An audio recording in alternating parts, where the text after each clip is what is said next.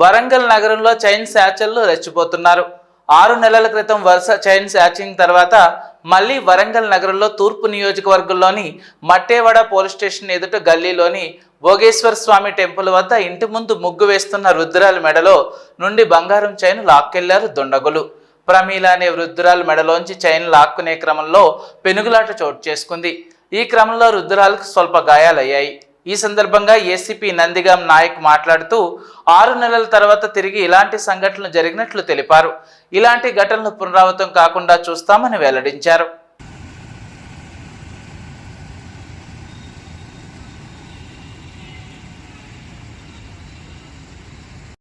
ఉదయం 6 గంటలకి ఇద్దరు బండి మీద వచ్చేసి గుడి దగ్గర అక్కడ బండి ఆపేసి ఆమె కింద పడేసి నోరు దగ్గర పెట్టేసి ఆ చైన్ రాకపోతే పైన నుంచి ఇట్లా తీసుకొని వెళ్ళిపోవడం జరిగింది. ఆమె 20కి దెబ్బ జరిగింది.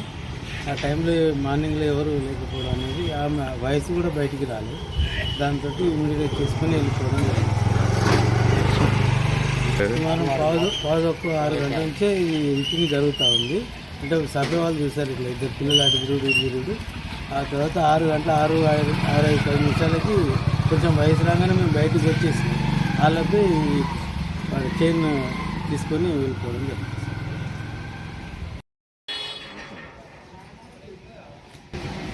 ఈ బీహార్ వాళ్ళ మీద డౌట్ ఉంటుందా?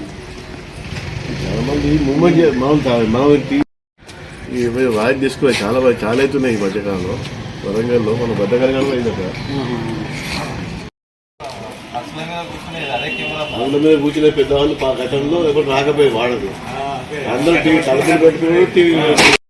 ఈరోజు అర్లీ మార్నింగ్ సుమారు 5:36 మధ్య మన భోగేశ్వర స్వామి టెంపుల్ దగ్గరలో ఉన్నటువంటి ఓదెల ప్రమీల అనే పెద్ద ఆవిడ ఇంటి ముందు ముగ్గేస్తూ ఉంటే అది అబ్జర్వ్ చేసినటువంటి ఒక యువకుడు సడన్గా వచ్చేసి ఆమె మెడలో ఉన్నటువంటి పుస్తల తాడును గుంజుకొని పోయే క్రమంలో పెద్ద ఆవిడ కింద పడిపోతుంది. కింద పడిపోగానే ఆ పుస్తల తాడును తీసుకొని వెళ్ళిపోయాడు.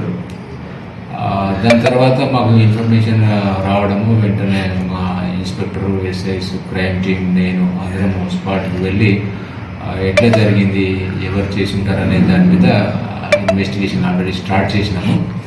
దీంట్లో ఏంటంటే ఒక అతను నడుచుకుంటూ వచ్చి అది స్నాచింగ్ చేయడము, ఇంకొక వ్యక్తి కొంత దూరంలో బైక్ మీద ఉన్నట్టుగా మాకు ఇప్పుడు ప్రాథమికంగా సమాచారం అందింది. బండి మీద ఉండి ఇతను ఇది అఫెన్స్ చేసిన తర్వాత ఇద్దరు కలిసి 2 వీలర్ మీద పరారైనట్టుగా తెలిసింది. సో అన్నీ కూడా ఇన్ఫర్మేషన్ తీసుకున్నాము. సీసీ కెమెరా ఫుటేజ్లు కూడా కొన్ని ఉన్నాయి. దీని ఆధారంగా scientific, technical and other evidences ద్వారా డెఫినెట్గా ఈ కేసును డిటెక్ట్ చేస్తాం అతి త్వరలో.